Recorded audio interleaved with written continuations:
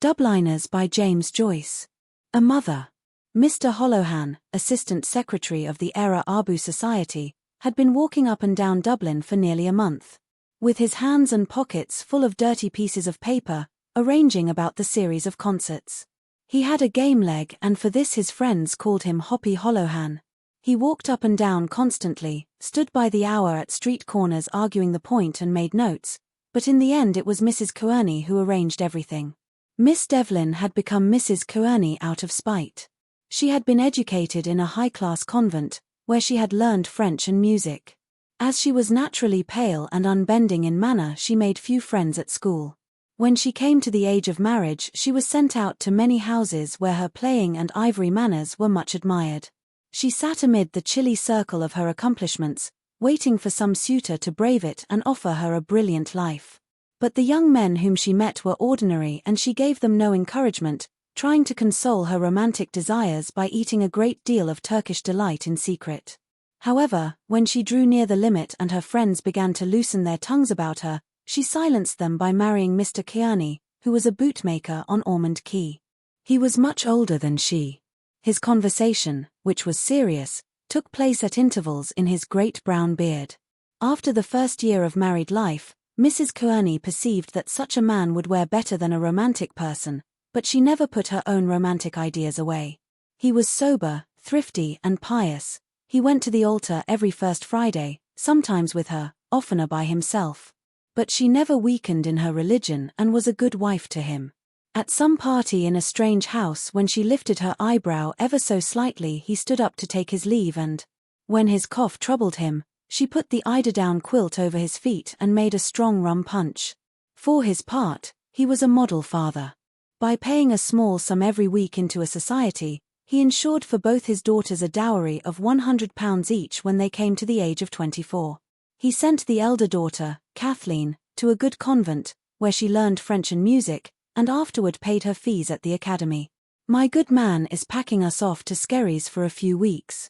If it was not Skerries, it was Howth or Greystones.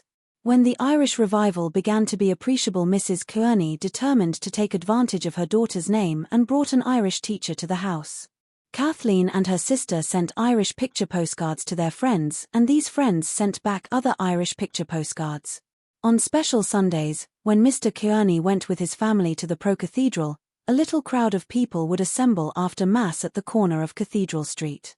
They were all friends of the Kearneys, musical friends or nationalist friends, and, when they had played every little counter of gossip, they shook hands with one another all together, laughing at the crossing of so many hands, and said goodbye to one another in Irish.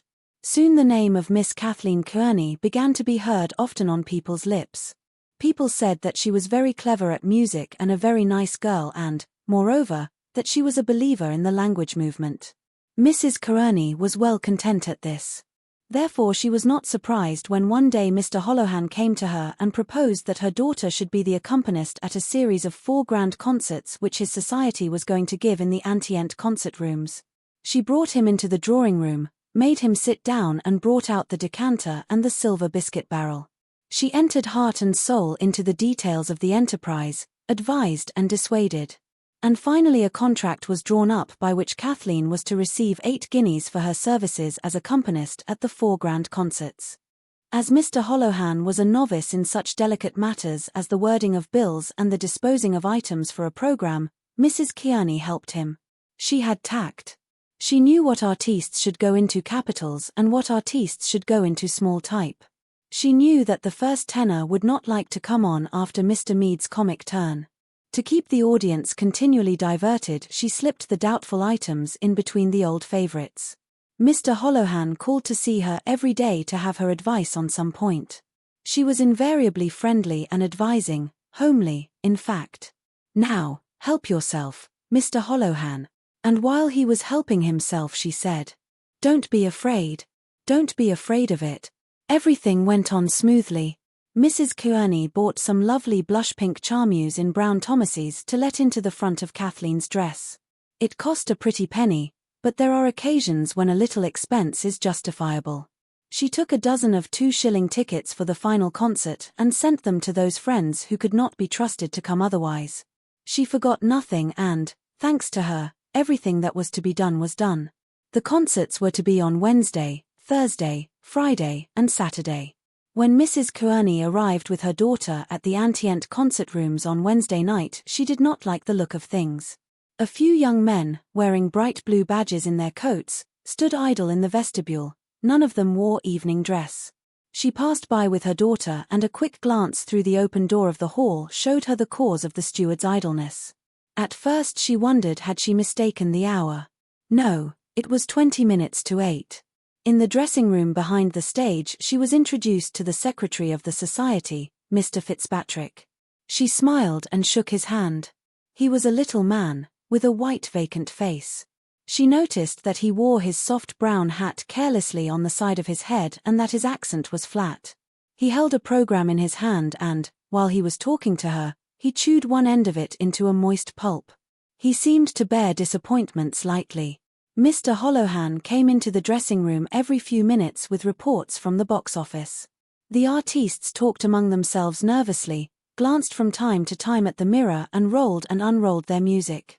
When it was nearly 8:30, the few people in the hall began to express their desire to be entertained.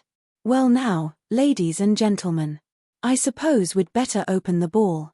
Mrs. Kearney rewarded his very flat final syllable with a quick stare of contempt, and then said to her daughter encouragingly, "Are you ready, dear?" When she had an opportunity, she called Mr. Holohan aside and asked him to tell her what it meant. Mr. Holohan did not know what it meant. He said that the committee had made a mistake in arranging for 4 concerts, 4 was too many. "And the artiste?" said Mrs. Kearney. "Of course they are doing their best, but really they are not good." Mr. Holohan admitted that the artistes were no good, but the committee, he said, had decided to let the first 3 concerts go as they pleased and reserve all the talent for Saturday night.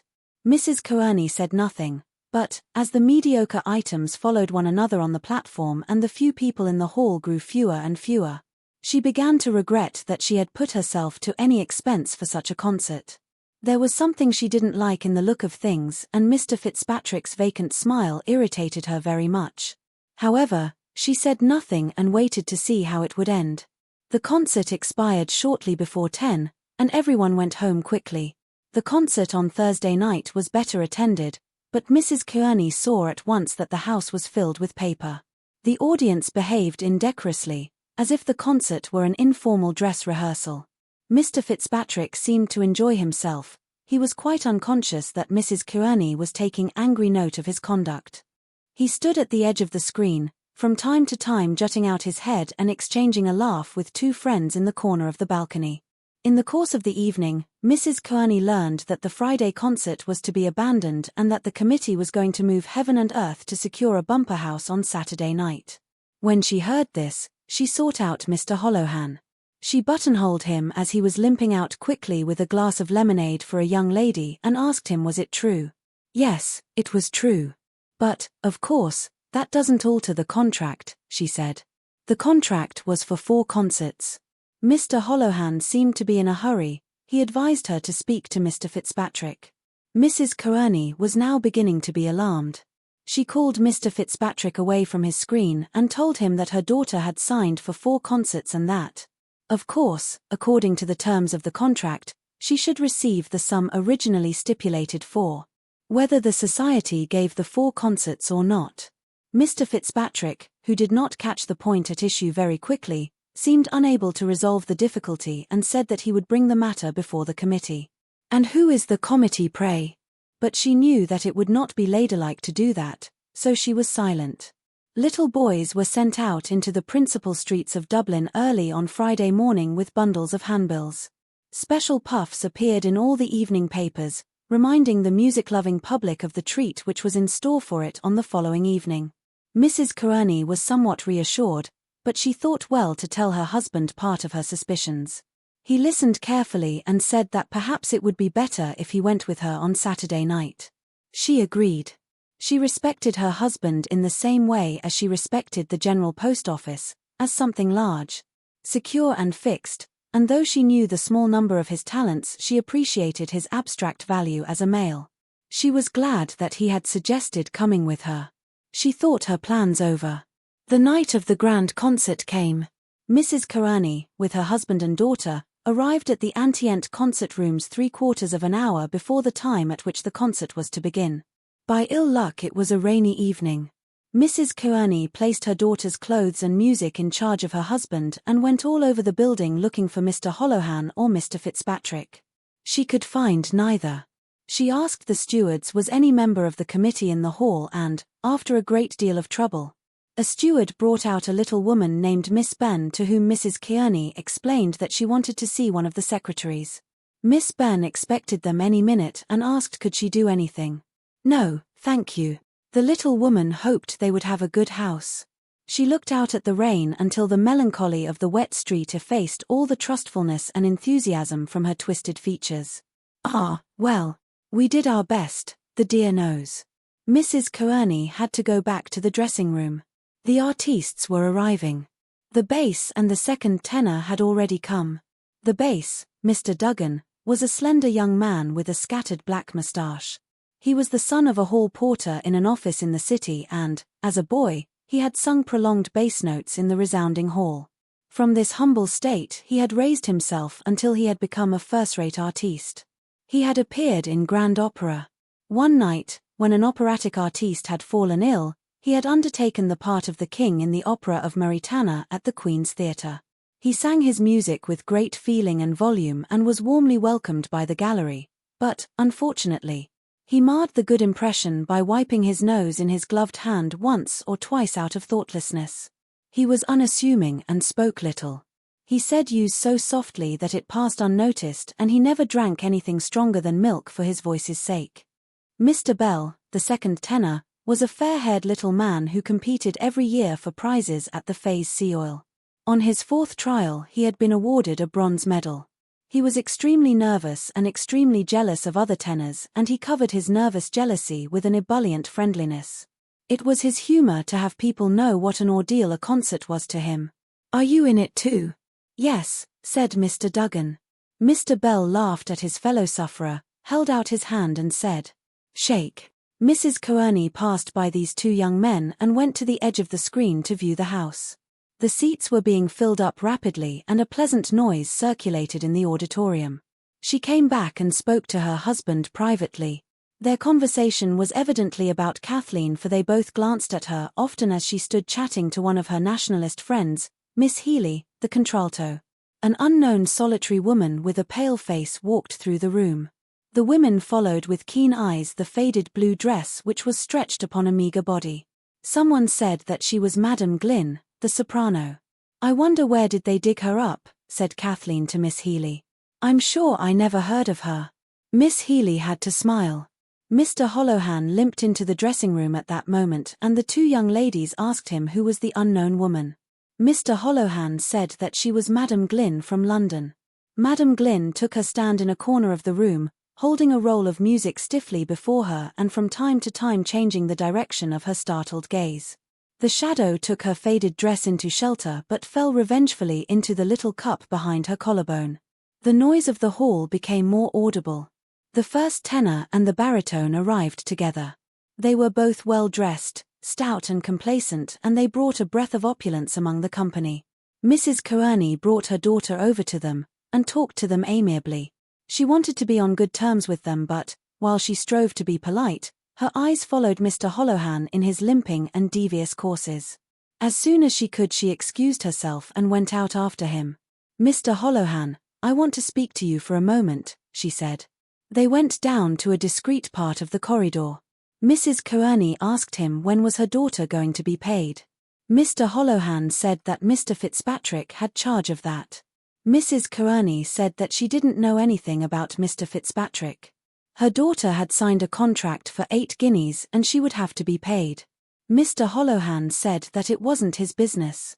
"Why isn't it your business?" asked Mrs. Kearney. "Didn't you yourself bring her the contract? Anyway, if it's not your business it's my business and I mean to see to it." "You'd better speak to Mr. Fitzpatrick," said Mr. Holohan distantly. "I don't know anything about Mr. Fitzpatrick," repeated Mrs. Kearney. "I have my contract, and I intend to see that it is carried out." When she came back to the dressing room her cheeks were slightly suffused. The room was lively. Two men in outdoor dress had taken possession of the fireplace and were chatting familiarly with Miss Healy and the baritone. They were the Freeman man and Mr. O'Madden Burke. The Freeman man had come in to say that he could not wait for the concert as he had to report the lecture which an American priest was giving in the mansion house. He said they were to leave the report for him at the Freeman office and he would see that it went in. He was a grey-haired man, with a plausible voice and careful manners. He held an extinguished cigar in his hand and the aroma of cigar smoke floated near him. He had not intended to stay a moment because concerts and artistes bored him considerably, but he remained leaning against the mantelpiece. Miss Healy stood in front of him, talking and laughing. He was old enough to suspect one reason for her politeness but young enough in spirit to turn the moment to account. The warmth, fragrance and colour of her body appealed to his senses. He was pleasantly conscious that the bosom which he saw rise and fall slowly beneath him rose and fell at that moment for him, that the laughter and fragrance and wilful glances were his tribute. When he could stay no longer he took leave of her regretfully. "O'Madden Burke will write the notice," he explained to Mr. Holohan. "And I'll see it in." "Thank you very much, Mr. Hendrick," said Mr. Holohan. "You'll see it in, I know. Now, won't you have a little something before you go?" "I don't mind," said Mr. Hendrick. The two men went along some tortuous passages and up a dark staircase and came to a secluded room where one of the stewards was uncorking bottles for a few gentlemen. One of these gentlemen was Mr. O'Madden Burke, who had found out the room by instinct. He was a suave, elderly man who balanced his imposing body, when at rest, upon a large silk umbrella. His magniloquent Western name was the moral umbrella upon which he balanced the fine problem of his finances. He was widely respected. While Mr. Holohan was entertaining the Freeman man, Mrs. Kearney was speaking so animatedly to her husband that he had to ask her to lower her voice. The conversation of the others in the dressing-room had become strained. Mr. Bell, the first item, stood ready with his music but the accompanist made no sign. Evidently something was wrong. Mr. Kearney looked straight before him, stroking his beard, while Mrs. Kearney spoke into Kathleen's ear with subdued emphasis. From the hall came sounds of encouragement, clapping and stamping of feet. The first tenor and the baritone and Miss Healy stood together, waiting tranquilly, but Mr. Bell's nerves were greatly agitated because he was afraid the audience would think that he had come late. Mr. Holohan and Mr. O'Madden Burke came into the room. In a moment Mr. Holohan perceived the hush. He went over to Mrs. Kearney and spoke with her earnestly. While they were speaking the noise in the hall grew louder. Mr. Holohan became very red and excited. "She won't go on. She must get her 8 guineas. Mr. Holohan pointed desperately towards the hall where the audience was clapping and stamping. He appealed to Mr. Kearney and to Kathleen. But Mr. Kearney continued to stroke his beard and Kathleen looked down, moving the point of her new shoe. It was not her fault. "She won't go on without her money." After a swift struggle of tongues Mr. Holohan hobbled out in haste. The room was silent. "Have you seen Mrs. Pat Campbell this week?" The baritone had not seen her but he had been told that she was very fine. The conversation went no further.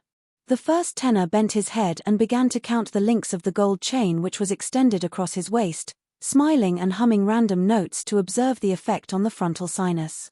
From time to time everyone glanced at Mrs. Kearney. The noise in the auditorium had risen to a clamour when Mr. Fitzpatrick burst into the room, followed by Mr. Holohan, who was panting. The clapping and stamping in the hall were punctuated by whistling. Mr. Fitzpatrick held a few banknotes in his hand.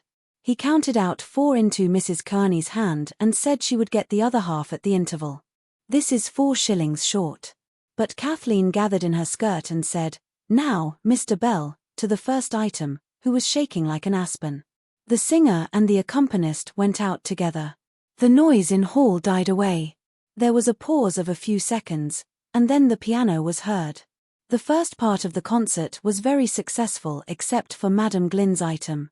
The poor lady sang Killarney in a bodiless gasping voice, with all the old-fashioned mannerisms of intonation and pronunciation which she believed lent elegance to her singing. She looked as if she had been resurrected from an old stage wardrobe and the cheaper parts of the hall made fun of her high wailing notes. The first tenor and the contralto, however, brought down the house. Kathleen played a selection of Irish airs which was generously applauded. The first part closed with a stirring patriotic recitation delivered by a young lady who arranged amateur theatricals. It was deservedly applauded, and, when it was ended, the men went out for the interval, content. All this time the dressing room was a hive of excitement. In one corner were Mr. Holohan, Mr. Fitzpatrick, Miss Benn, two of the stewards, the baritone, the bass, and Mr. O'Madden Burke. Mr. O'Madden Burke said it was the most scandalous exhibition he had ever witnessed. Miss Kathleen Kearney's musical career was ended in Dublin after that, he said. The baritone was asked what did he think of Mrs. Kearney's conduct. He did not like to say anything. He had been paid his money and wished to be at peace with men. However, he said that Mrs. Kearney might have taken the artistes into consideration. The stewards and the secretaries debated hotly as to what should be done when the interval came. I agree with Miss Benn, said Mr. O'Madden Burke. Pay her nothing. In another corner of the room were Mrs. Kearney and her husband, Mr. Bell, Miss Healy, and the young lady who had to recite the patriotic piece. Mrs. Kearney said that the committee had treated her scandalously. She had spared neither trouble nor expense, and this was how she was repaid. They thought they had only a girl to deal with and that, therefore, they could ride roughshod over her. But she would show them their mistake. They wouldn't have dared to have treated her like that if she had been a man. But she would see that her daughter got her rights, she wouldn't be fooled. If they didn't pay her to the last farthing she would make Dublin ring. Of course she was sorry for the sake of the artistes. But what else could she do? She appealed to the second tenor who said he thought she had not been well treated. Then she appealed to Miss Healy.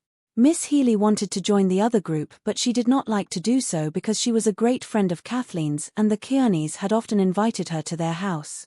As soon as the first part was ended, Mr. Fitzpatrick and Mr. Holohan went over to Mrs. Kearney and told her that the other 4 guineas would be paid after the committee meeting on the following Tuesday and that, in case her daughter did not play for the second part, the committee would consider the contract broken and would pay nothing. I haven't seen any committee, said Mrs. Kearney angrily. My daughter has her contract.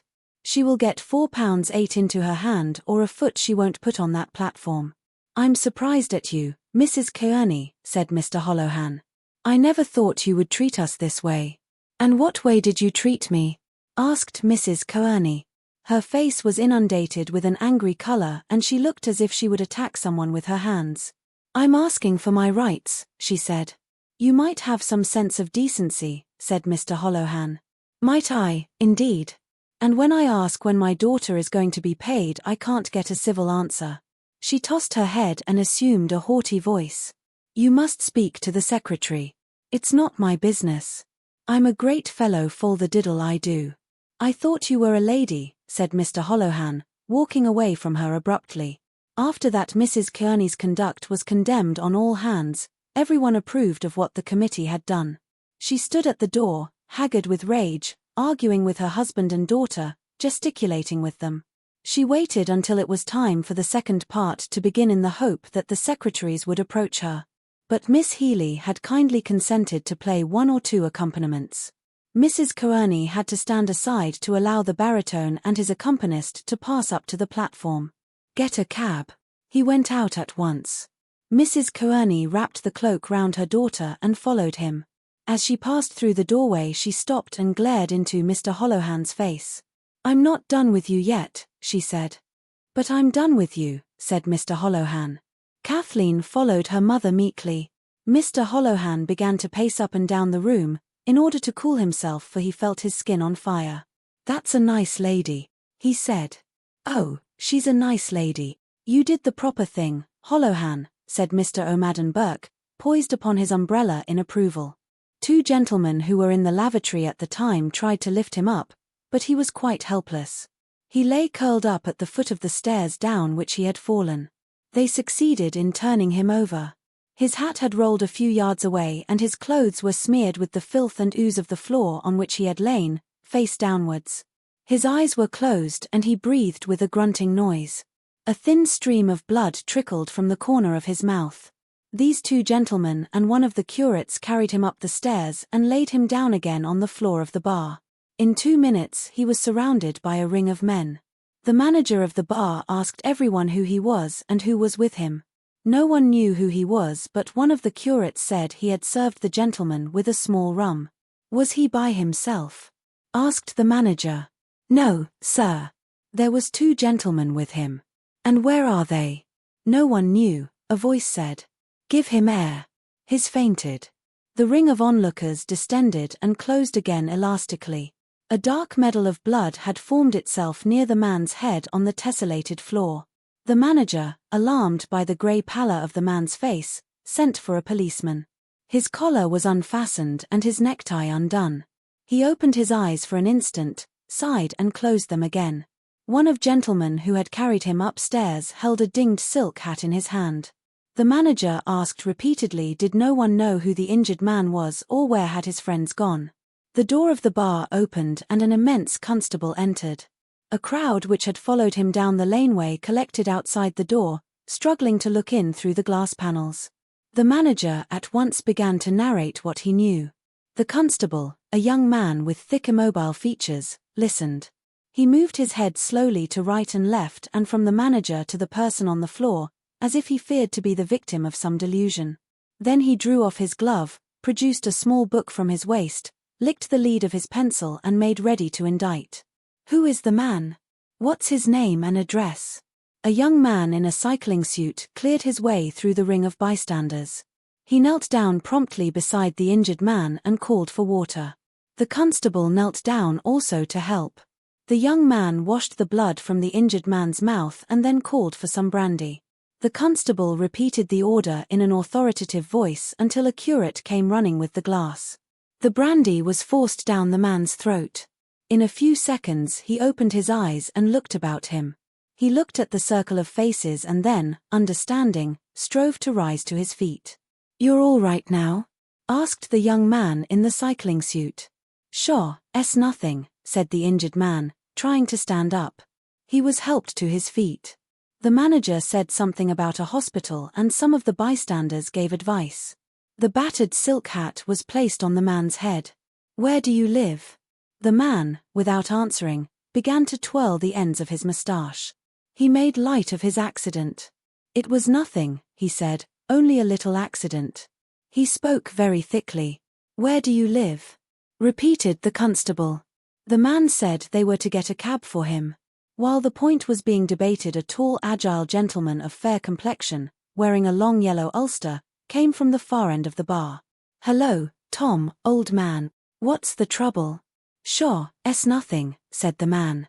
The newcomer surveyed the deplorable figure before him and then turned to the constable, saying, "It's all right, constable. I'll see him home." The constable touched his helmet and answered, "All right, Mr. Power. Come now, Tom," said Mr. Power, taking his friend by the arm. "No bones broken." "What? Can you walk?" The young man in the cycling suit took the man by the other arm and the crowd divided. "How did you get yourself into this mess?" asked Mr. Power. "The gentleman fell down the stairs," said the young man. "I airy ucholigade to you, sir," said the injured man. "Not at all. And we have a little." "Not now. Not now."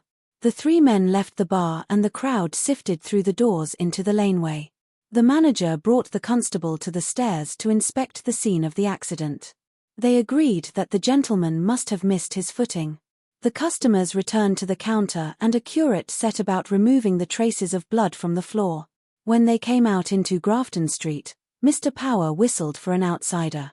"I airy ucholigade to you, sir. I hope we'll eat again. YNAE is Kernan." The shock and the incipient pain had partly sobered him. "Don't mention it," said the young man. They shook hands. Mr. Kernan was hoisted onto the car and, while Mr. Power was giving directions to the carman, he expressed his gratitude to the young man and regretted that they could not have a little drink together. "Another time," said the young man. The car drove off towards Westmoreland Street. As it passed Ballast Office, the clock showed 9:30. A keen east wind hit them, blowing from the mouth of the river. Mr. Kernan was huddled together with cold. His friend asked him to tell how the accident had happened. "Ain't, he answered. "Wyong is hurt." "Show." The other leaned over the well of the car and peered into Mr. Kernan's mouth, but he could not see. He struck a match and, sheltering it in the shell of his hands, peered again into the mouth, which Mr. Kernan opened obediently. The swaying movement of the car brought the match to and from the opened mouth. The lower teeth and gums were covered with clotted blood, and a minute piece of the tongue seemed to have been bitten off. The match was blown out. "That's ugly," said Mr. Power. "Sure, it's nothing," said Mr. Kernan, closing his mouth and pulling the collar of his filthy coat across his neck. Mr. Kernan was a commercial traveller of the old school which believed in the dignity of its calling. He had never been seen in the city without a silk hat of some decency and a pair of gaiters. By grace of these two articles of clothing, he said, a man could always pass muster. He carried on the tradition of his Napoleon, the great Black-White, whose memory he evoked at times by legend and mimicry. Modern business methods had spared him only so far as to allow him a little office in Crow Street, on the window blind of which was written the name of his firm with the address, London, E.C.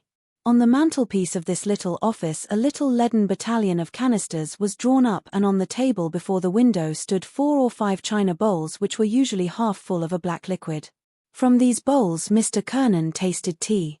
He took a mouthful, drew it up, saturated his palate with it, and then spat it forth into the grate. Then he paused to judge.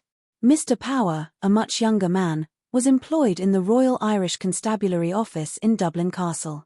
The arc of his social rise intersected the arc of his friend's decline. But Mr. Kernan's decline was mitigated by the fact that certain of those friends who had known him at his highest point of success still esteemed him as a character. Mr. Power was one of these friends. His inexplicable debts were a byword in his circle. He was a debonair young man. The car halted before a small house on the Glasnevin Road, and Mr. Kernan was helped into the house. His wife put him to bed while Mr. Power sat downstairs in the kitchen asking the children where they went to school and what book they were in. The children, 2 girls and a boy, conscious of their father's helplessness and of their mother's absence, began some horseplay with him. He was surprised at their manners and at their accents, and his brow grew thoughtful. Such a sight. Oh, he'll do for himself one day, and that's the holy alls of it. He's been drinking since Friday. Mr. Power was careful to explain to her that he was not responsible, that he had come on the scene by the merest accident. "Oh, you needn't tell me that, Mr. Power. I know you're a friend of his, not like some of the others he does be with. They're all right so long as he has money in his pocket to keep him out from his wife and family. Nice friends. Who was he with tonight, I'd like to know?" Mr. Power shook his head but said nothing. "I'm so sorry," she continued, "that I've nothing in the house to offer you. But if you wait a minute I'll send round to Fogarty's at the corner." Mr. Power stood up. "We were waiting for him to come home with the money. He never seems to think he has a home at all." "Oh, now, Mrs. Kernan," said Mr. Power, "we'll make him turn over a new leaf. I'll talk to Martin. He's the man. We'll come here one of these nights and talk it over." She saw him to the door. The carman was stamping up and down the footpath, and swinging his arms to warm himself. "It's very kind of you to bring him home," she said. "Not at all," said Mr. Power. He got up on the car. As it drove off he raised his hat to her gaily. "We'll make a new man of him," he said. "Good night, Mrs. Kernan." Mrs. Kernan's puzzled eyes watched the car till it was out of sight. Then she withdrew them, went into the house and emptied her husband's pockets. She was an active, practical woman of middle age. Not long before she had celebrated her silver wedding and renewed her intimacy with her husband by waltzing with him to Mr. Power's accompaniment. In her days of courtship Mr. Kernan had seemed to her a not ungallant figure, and she still hurried to the chapel door whenever a wedding was reported and, seeing the bridal pair, recalled with vivid pleasure how she had passed out of the Star of the Sea Church in Sandermount, leaning on the arm of a jovial well-fed man, who was dressed smartly in a frock coat and lavender trousers and carried a silk hat gracefully balanced upon his other arm. After 3 weeks she had found a wife's life irksome and, later on, when she was beginning to find it unbearable, she had become a mother. The part of mother presented to her no insuperable difficulties, and for 25 years she had kept house shrewdly for her husband. Her 2 eldest sons were launched. One was in a draper's shop in Glasgow and the other was clerk to a tea merchant in Belfast. They were good sons, wrote regularly and sometimes sent home money. The other children were still at school. Mr. Kernan sent a letter to his office next day and remained in bed. She made beef tea for him and scolded him roundly. She accepted his frequent intemperance as part of the climate, healed him dutifully whenever he was sick and always tried to make him eat a breakfast. There were worse husbands. He had never been violent since the boys had grown up, and she knew that he would walk to the end of Thomas Street and back again to book even a small order. 2 nights after his friends came to see him, she brought them up to his bedroom, the air of which was impregnated with a personal odor, and gave them chairs at the fire. Mr. Kernan's tongue, the occasional stinging pain of which had made him somewhat irritable during the day, became more polite. He sat propped up in the bed by pillows, and the little color in his puffy cheeks made them resemble warm cinders. He apologized to his guests for the disorder of the room, but at the same time looked at them a little proudly, with a veteran's pride. He was quite unconscious that he was the victim of a plot which his friends, Mr. Cunningham, Mr. McCoy and Mr. Power had disclosed to Mrs. Kernan in the parlor. The idea had been Mr. Power's, but its development was entrusted to Mr. Cunningham. Mr. Kernan came of Protestant stock and, though he had been converted to the Catholic faith at the time of his marriage, he had not been in the pale of the church for 20 years. He was fond, moreover, of giving side thrusts at Catholicism. Mr. Cunningham was the very man for such a case. He was an elder colleague of Mr. Power. His own domestic life was not very happy. People had great sympathy with him, for it was known that he had married an unpresentable woman who was an incurable drunkard. He had set up house for her 6 times, and each time she had pawned the furniture on him. Everyone had respect for poor Martin Cunningham. He was a thoroughly sensible man, influential and intelligent. His blade of human knowledge, natural astuteness particularized by long association with cases in the police courts, had been tempered by brief immersions in the waters of general philosophy. He was well informed. His friends bowed to his opinions and considered that his face was like Shakespeare's. When the plot had been disclosed to her, Mrs. Kernan had said, "I leave it all in your hands, Mr. Cunningham." After a quarter of a century of married life, she had very few illusions left. Religion for her was a habit, and she suspected that a man of her husband's age would not change greatly before death. She was tempted to see a curious appropriateness in his accident but that she did not wish to seem bloody-minded. She would have told the gentleman that Mr. Kernan's tongue would not suffer by being shortened. However, Mr. Cunningham was a capable man, and religion was religion. The scheme might do good and, at least, it could do no harm. Her beliefs were not extravagant. She believed steadily in the Sacred Heart as the most generally useful of all Catholic devotions and approved of the sacraments. Her faith was bounded by her kitchen, but, if she was put to it, she could believe also in the Banshee and in the Holy Ghost. The gentleman began to talk of the accident. Mr. Cunningham said that he had once known a similar case. A man of 70 had bitten off a piece of his tongue during an epileptic fit, and the tongue had filled in again so that no one could see a trace of the bite. "Well, I'm not 70, said the invalid. "God forbid," said Mr. Cunningham. "It doesn't pain you now?" asked Mr. McCoy. Mr. McCoy had been at one time a tenor of some reputation. His wife, who had been a soprano, still taught young children to play the piano at low terms.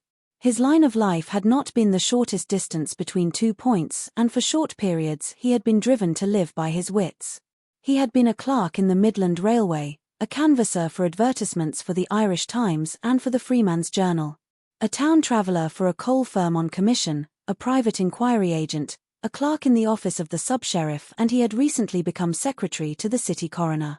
His new office made him professionally interested in Mr. Kernan's case. "Pain? Not much," answered Mr. Kernan. "But it's so sickening. I feel as if I wanted to retch off." "That's the booze," said Mr. Cunningham firmly. "No," said Mr. Kernan. "I think I caught a cold on the car." "Mucus," said Mr. McCoy. "It keeps coming like from down in my throat, sickening thing." Yes, said Mr. McCoy, "that's the thorax." He looked at Mr. Cunningham and Mr. Power at the same time with an air of challenge. "Ah, well, all's well that ends well. I'm very much obliged to you, old man," said the invalid. Mr. Power waved his hand. Those other two fellows I was with. Who were you with? Asked Mr. Cunningham. A chap. I don't know his name. Damn it now, what's his name? Little chap with sandy hair. And who else? Harford. H.M., said Mr. Cunningham. When Mr. Cunningham made that remark, people were silent. It was known that the speaker had secret sources of information. In this case, the monosyllable had a moral intention.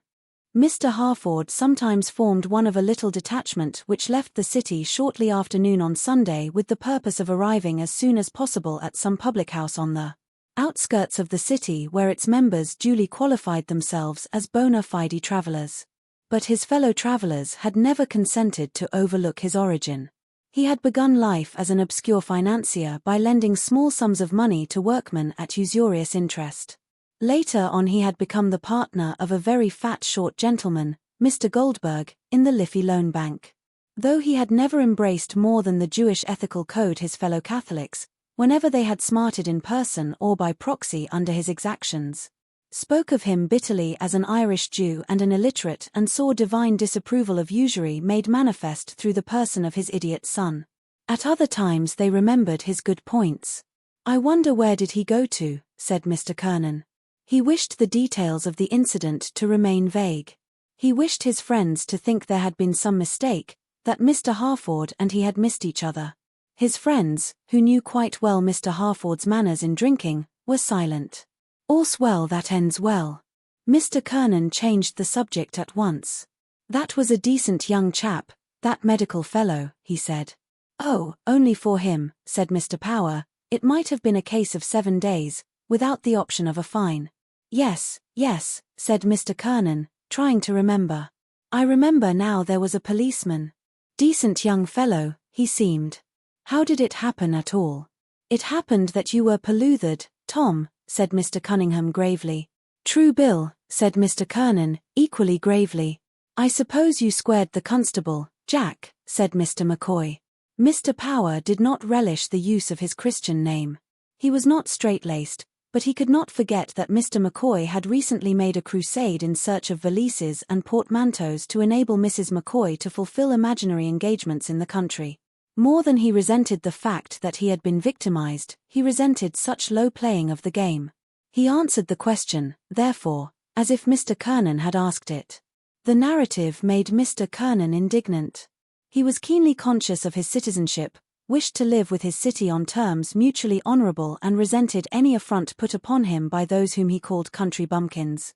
Is this what we pay rates for? He asked. To feed and clothe these ignorant bostooms. And they're nothing else. Mr. Cunningham laughed. He was a castle official only during office hours. How could they be anything else, Tom? He said. He assumed a thick provincial accent and said in a tone of command. 65. Catch your cabbage. Everyone laughed. Mr. McCoy, who wanted to enter the conversation by any door, pretended that he had never heard the story. It is supposed, they say, you know, to take place in the depot where they get these thundering big country fellows, omidhorns, you know, to drill. The sergeant makes them stand in a row against the wall and hold up their plates. He illustrated the story by grotesque gestures. At dinner, you know. Then he has a bloody big bowl of cabbage before him on the table and a bloody big spoon like a shovel. He takes up a wad of cabbage on the spoon and pegs it across the room and the poor devils have to try and catch it on their plates. 65. Catch your cabbage. Everyone laughed again, but Mr. Kernan was somewhat indignant still. He talked of writing a letter to the papers. These yahoos coming up here, he said, think they can boss the people. I needn't tell you, Martin, what kind of men they are. Mr. Cunningham gave a qualified assent. It's like everything else in this world, he said. You get some bad ones and you get some good ones. Oh yes, you get some good ones, I admit, said Mr. Kernan, satisfied. It's better to have nothing to say to them, said Mr. McCoy. That's my opinion. Mrs. Kernan entered the room and, placing a tray on the table, said, Help yourselves, gentlemen. Mr. Power stood up to officiate, offering her his chair. She declined it, saying she was ironing downstairs, and, after having exchanged a nod with Mr. Cunningham behind Mr. Power's back, prepared to leave the room. And have you nothing for me, ducky?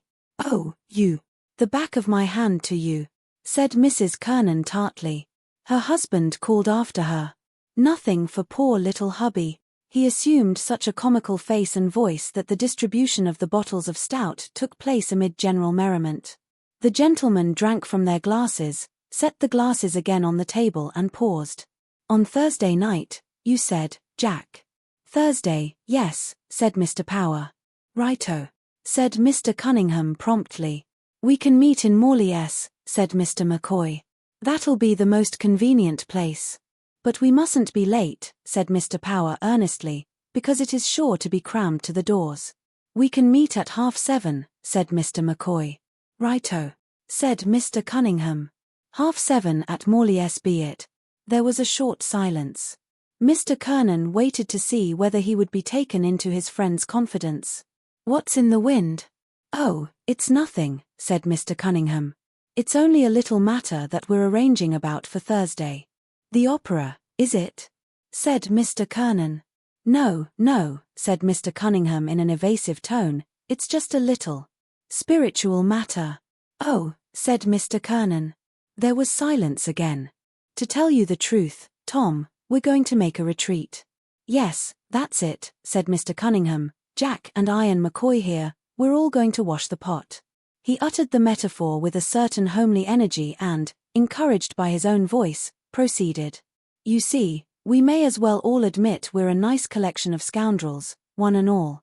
I say, one and all, he added with gruff charity and turning to Mr. Power. Own up now. I own up, said Mr. Power. And I own up, said Mr. McCoy. So we're going to wash the pot together, said Mr. Cunningham. A thought seemed to strike him.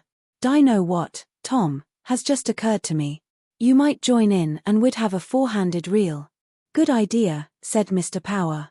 The four of us together. Mr. Kernan was silent. The proposal conveyed very little meaning to his mind, but, understanding that some spiritual agencies were about to concern themselves on his behalf, he thought he owed it to his dignity to show a stiff neck. He took no part in the conversation for a long while but listened, with an air of calm enmity, while his friends discussed the Jesuits. I haven't such a bad opinion of the Jesuits, he said, intervening at length. They're an educated order. I believe they mean well too. They're the grandest order in the church, Tom, said Mr. Cunningham, with enthusiasm. The general of the Jesuits stands next to the Pope. There's no mistake about it, said Mr. McCoy. If you want a thing well done and no flies about it, you go to a Jesuit. They're the boyos have influence. I'll tell you a case in point. The Jesuits are a fine body of men, said Mr. Power. It's a curious thing, said Mr. Cunningham, about the Jesuit order. Every other order of the church had to be reformed at some time or other, but the Jesuit order was never once reformed. It never fell away. Is that so? Asked Mr. McCoy. That's a fact, said Mr. Cunningham. That's history. Look at their church, too, said Mr. Power. Look at the congregation they have. The Jesuits cater for the upper classes, said Mr. McCoy. Of course, said Mr. Power. Yes, said Mr. Kernan. That's why I have a feeling for them. They're all good men, said Mr. Cunningham, each in his own way. The Irish priesthood is honored all the world over. Oh yes, said Mr. Power. Not like some of the other priesthoods on the continent, said Mr. McCoy, unworthy of the name. Perhaps you're right, said Mr. Kernan, relenting. Of course I'm right, said Mr. Cunningham. I haven't been in the world all this time and seen most sides of it without being a judge of character. The gentlemen drank again, one following another's example. Mr. Kernan seemed to be weighing something in his mind. He was impressed. He had a high opinion of Mr. Cunningham as a judge of character and as a reader of faces. He asked for particulars. Oh, it's just a retreat, you know, said Mr. Cunningham. Father Purdon is giving it. It's for business men, you know. He won't be too hard on us, Tom, said Mr. Power persuasively. Father Purdon? Father Purdon? Said the invalid. Oh, you must know him, Tom, said Mr. Cunningham stoutly. Fine jolly fellow. He's a man of the world like ourselves. Ah, yes. I think I know him. Rather red face, tall. That's the man. And tell me, Martin. Is he a good preacher? Munno. It's not exactly a sermon, you know. It's just kind of a friendly talk, you know, in a common-sense way. Mr. Kernan deliberated. Mr. McCoy said. Father Tom Burke, that was the boy. Oh, Father Tom Burke, said Mr. Cunningham, that was a born orator. Did you ever hear him, Tom? Did I ever hear him? Said the invalid, nettled. Rather. I heard him. And yet they say he wasn't much of a theologian, said Mr. Cunningham. Is that so? Said Mr. McCoy. Oh, of course, nothing wrong, you know. Only sometimes, they say, he didn't preach what was quite orthodox. Ah. He was a splendid man, said Mr. McCoy. I heard him once, Mr. Kernan continued. I forget the subject of his discourse now. Crofton and I were in the back of the pit, you know. The body, said Mr. Cunningham. Yes, in the back near the door. I forget now what. Oh yes, it was on the Pope, the late Pope. I remember it well. Upon my word it was magnificent, the style of the oratory. And his voice. God. Hadn't he a voice? The prisoner of the Vatican, he called him.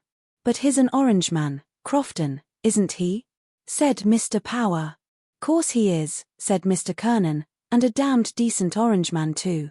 We went into Butler's in Moore Street, faith, I was genuinely moved, tell you the God's truth, and I remember well his very words. Kernan, he said, we worship at different altars, he said, but our belief is the same. Struck me as very well put. There's a good deal in that, said Mr. Power. There used always to be crowds of Protestants in the chapel where Father Tom was preaching. There's not much difference between us, said Mr. McCoy. We both believe in. He hesitated for a moment. In the Redeemer. Only they don't believe in the Pope and in the Mother of God. But, of course, said Mr. Cunningham quietly and effectively, our religion is the religion, the old, original faith. Not a doubt of it, said Mr. Kernan warmly. Mrs. Kernan came to the door of the bedroom and announced. Here's a visitor for you. Who is it? Mr. Fogarty. Oh, come in, come in. A pale oval face came forward into the light. The arch of its fair trailing moustache was repeated in the fair eyebrows looped above pleasantly astonished eyes. Mr. Fogarty was a modest grocer. He had failed in business in a licensed house in the city because his financial condition had constrained him to tie himself to second-class distillers and brewers. He had opened a small shop on Glasnevin Road where, he flattered himself, his manners would ingratiate him with the housewives of the district. He bore himself with a certain grace, complimented little children and spoke with a neat enunciation. He was not without culture. Mr. Fogarty brought a gift with him, a half-pint of special whiskey. He inquired politely for Mr. Kernan, placed his gift on the table and sat down with the company on equal terms. Mr. Kernan appreciated the gift all the more since he was aware that there was a small account for groceries unsettled between him and Mr. Fogarty. I wouldn't doubt you, old man. Open that, Jack, will you? Mr. Power again officiated. Glasses were rinsed and 5 small measures of whiskey were poured out. This new influence enlivened the conversation. Mr. Fogarty, sitting on a small area of the chair, was specially interested. Pope Leo XIII, said Mr. Cunningham, was one of the lights of the age. His great idea, you know, was the union of the Latin and Greek churches. That was the aim of his life. I often heard he was one of the most intellectual men in Europe, said Mr. Power. I mean, apart from his being Pope. So he was, said Mr. Cunningham, if not the most so. His motto, you know, as Pope, was lux upon lux, light upon light. No, no, said Mr. Fogarty eagerly. I think you're wrong there. It was lux in tenebris, I think, light in darkness. Oh yes, said Mr. McCoy, tenebrae. Allow me, said Mr. Cunningham positively, it was lux upon lux. And Pius IX. His predecessor's motto was crux upon crux, that is, cross upon cross, to show the difference between their two pontificates. The inference was allowed. Mr. Cunningham continued.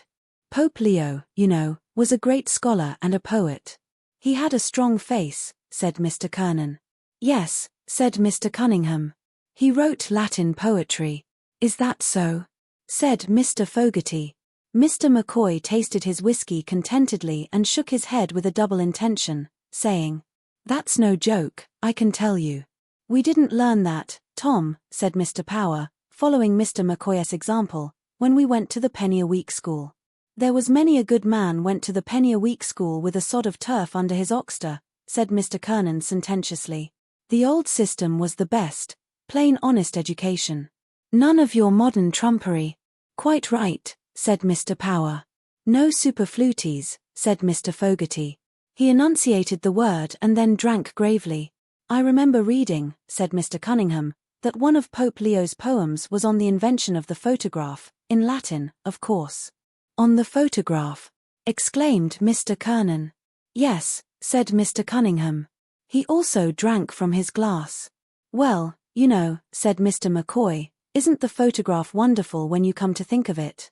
"Oh, of course," said Mr. Power, "great minds can see things. As the poet says, great minds are very near to madness," said Mr. Fogarty. Mr. Kernan seemed to be troubled in mind. He made an effort to recall the Protestant theology on some thorny points and in the end addressed Mr. Cunningham. "Tell me, Martin," he said. "Weren't some of the popes, of course, not our present man, or his predecessor, but some of the old popes, not exactly, you know, up to the knocker?" There was a silence. Mr. Cunningham said, "Oh, of course, there were some bad lots. But the astonishing thing is this. Not one of them, not the biggest drunkard, not the most out-and-out ruffian, not one of them ever preached ex cathedra a word of false doctrine. Now isn't that an astonishing thing?" "That is," said Mr. Kernan. "Yes, because when the Pope speaks ex cathedra," Mr. Fogarty explained, "he is infallible." "Yes," said Mr. Cunningham. "Oh, I know about the infallibility of the Pope. I remember I was younger then." "Or was it that?" Mr. Fogarty interrupted. He took up the bottle and helped the others to a little more. Mr. McCoy, seeing that there was not enough to go round, pleaded that he had not finished his first measure. The others accepted under protest. The light music of whiskey falling into glasses made an agreeable interlude. "What's that you were saying, Tom?" asked Mr. McCoy. "Papal infallibility," said Mr. Cunningham. "That was the greatest scene in the whole history of the Church." "How was that, Martin?" asked Mr. Power. Mr. Cunningham held up two thick fingers. "In the Sacred College, you know, of cardinals and archbishops and bishops, there were two men who held out against it while the others were all for it. The whole conclave except these two was unanimous. No, they wouldn't have it." "Ha," said Mr. McCoy. "And they were a German cardinal by the name of Dolling. Or Dowling." "Dowling was no German, and that's a sure five," said Mr. Power, laughing. "Well, this great German cardinal, whatever his name was one, and the other was John Mackhale." "What?" cried Mr. Kernan. "Is it John of Tuam? Are you sure of that now?" asked Mr. Fogarty dubiously. "I thought it was some Italian or American." "John of Tuam," repeated Mr. Cunningham, "was the man. He drank and the other gentlemen followed his lead. There they were at it. All the cardinals and bishops and archbishops from all the ends of the earth and these two fighting dog and devil until at last the Pope himself stood up and declared infallibility a dogma of the Church ex cathedra. On the very moment John Mackhale, who had been arguing and arguing against it, stood up and shouted out with the voice of a lion, 'Credo!' 'I believe,' said Mr. Fogarty. 'Credo,' said Mr. Cunningham. That showed the faith he had. He submitted the moment the Pope spoke." "And what about Dowling?" asked Mr. McCoy. "The German cardinal wouldn't submit. He left the Church." Mr. Cunningham's words had built up the vast image of the Church in the minds of his hearers. His deep raucous voice had thrilled them as it uttered the word of belief and submission. When Mrs. Kernan came into the room drying her hands, she came into a solemn company. She did not disturb the silence, but leaned over the rail at the foot of the bed. "I once saw John Mackhale," said Mr. Kernan, "and I'll never forget it as long as I live." He turned towards his wife to be confirmed. "I often told you that." Mrs. Kernan nodded. It was at the unveiling of Sir John Gray's statue. Edmund Dwyer Gray was speaking, blathering away, and here was this old fellow, crabbed-looking old chap, looking at him from under his bushy eyebrows. Mr. Kernan knitted his brows and, lowering his head like an angry bull, glared at his wife. "God!" he exclaimed, resuming his natural face, "I never saw such an eye in a man's head.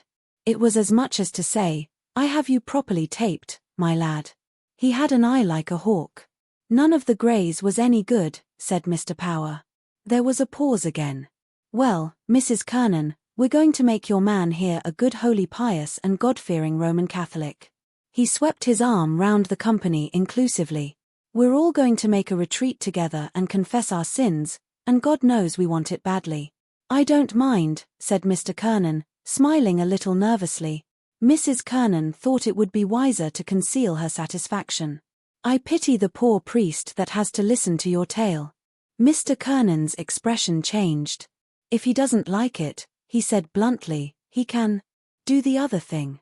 I'll just tell him my little tale of woe." Mr. Cunningham intervened promptly. "We'll all renounce the devil," he said, "together, not forgetting his works and pomps." "Get behind me, Satan," said Mr. Fogarty, laughing and looking at the others. Mr. Power said nothing. He felt completely outgeneraled. But a pleased expression flickered across his face.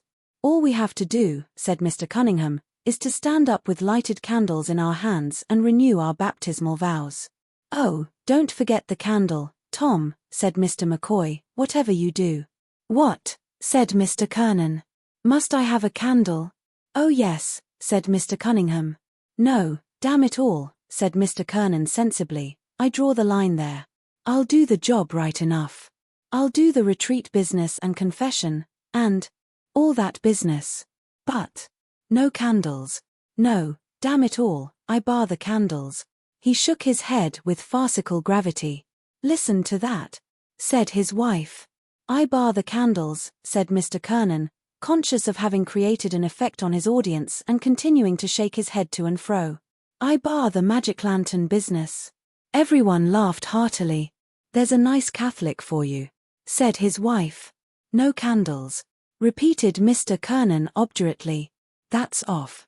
The transept of the Jesuit church in Gardner Street was almost full, and still at every moment gentlemen entered from the side door and, directed by the lay brother, walked on tiptoe along the aisles until they found seating accommodation. The gentlemen were all well dressed and orderly.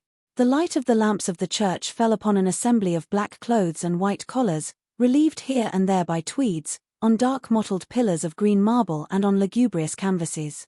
The gentlemen sat in the benches, having hitched their trousers slightly above their knees and laid their hats in security. They sat well back and gazed formally at the distant speck of red light which was suspended before the high altar. In one of the benches near the pulpit sat Mr. Cunningham and Mr. Kernan. In the bench behind sat Mr. McCoy alone, and in the bench behind him sat Mr. Power and Mr. Fogarty. Mr. McCoy had tried unsuccessfully to find a place in the bench with the others and, when the party had settled down in the form of a quincunx, he had tried unsuccessfully to make comic remarks. As these had not been well received, he had desisted. Even he was sensible of the decorous atmosphere, and even he began to respond to the religious stimulus. In a whisper Mr. Cunningham drew Mr. Kernan's attention to Mr. Harford, the moneylender, who sat some distance off, and to Mr. Fanning, the registration agent and mayor-maker of the city, who was sitting immediately under the pulpit beside one of the newly elected councillors of the ward. To the right sat old Michael Grimes, the owner of 3 pawnbrokers' shops, and Dan Hogan's nephew, who was up for the job in the town clerk's office. Farther in front sat Mr. Hendrick, the chief reporter of the Freeman's Journal, and poor O'Carroll, an old friend of Mr. Kernan's, who had been at one time a considerable commercial figure. Gradually, as he recognized familiar faces, Mr. Kernan began to feel more at home. His hat, which had been rehabilitated by his wife, rested upon his knees. Once or twice he pulled down his cuffs with one hand while he held the brim of his hat lightly, but firmly, with the other hand. A powerful-looking figure, the upper part of which was draped with a white surplice, was observed to be struggling up into the pulpit. Simultaneously the congregation unsettled, produced handkerchiefs and knelt upon them with care. Mr. Kernan followed the general example. The priest's figure now stood upright in the pulpit, 2/3 of its bulk, crowned by a massive red face, appearing above the balustrade. Father Purdon knelt down, turned towards the red speck of light and, covering his face with his hands, prayed. After an interval, he uncovered his face and rose. The congregation rose also and settled again on its benches. Mr. Kernan restored his hat to its original position on his knee and presented an attentive face to the preacher. The preacher turned back each wide sleeve of his surplice with an elaborate large gesture and slowly surveyed the array of faces. For the children of this world are wiser in their generation than the children of light. Wherefore make unto yourselves friends out of the mammon of iniquity, so that when you die they may receive you into everlasting dwellings. Father Purdon developed the text with resonant assurance. It was one of the most difficult texts in all the scriptures, he said, to interpret properly. It was a text which might seem to the casual observer at variance with the lofty morality elsewhere preached by Jesus Christ. But, he told his hearers, the text had seemed to him specially adapted for the guidance of those whose lot it was to lead the life of the world and who yet wished to lead that life not in the manner of worldlings. It was a text for businessmen and professional men. Jesus Christ, with his divine understanding of every cranny of our human nature, understood that all men were not called to the religious life. That by far the vast majority were forced to live in the world and, to a certain extent, for the world. And in this sentence he designed to give them a word of counsel. Setting before them as exemplars in the religious life those very worshippers of mammon who were of all men the least solicitous in matters religious. He told his hearers that he was there that evening for no terrifying, no extravagant purpose, but as a man of the world speaking to his fellow men. He came to speak to businessmen and he would speak to them in a businesslike way. If he might use the metaphor, he said, he was their spiritual accountant, and he wished each and every one of his hearers to open his books, the books of his spiritual life, and see if they tallied accurately with conscience. Jesus Christ was not a hard taskmaster. He understood our little failings, understood the weakness of our poor fallen nature, understood the temptations of this life. We all had from time to time, our temptations, we all had, our failings. But one thing only, he said, he would ask of his hearers. And that was, to be straight and manly with God. Well, I have verified my accounts. I find all well. But if, as might happen, there were some discrepancies, to admit the truth, to be frank and say like a man, well, I have looked into my accounts. I find this wrong and this wrong. But, with God's grace, I will rectify this and this. I will set right my accounts.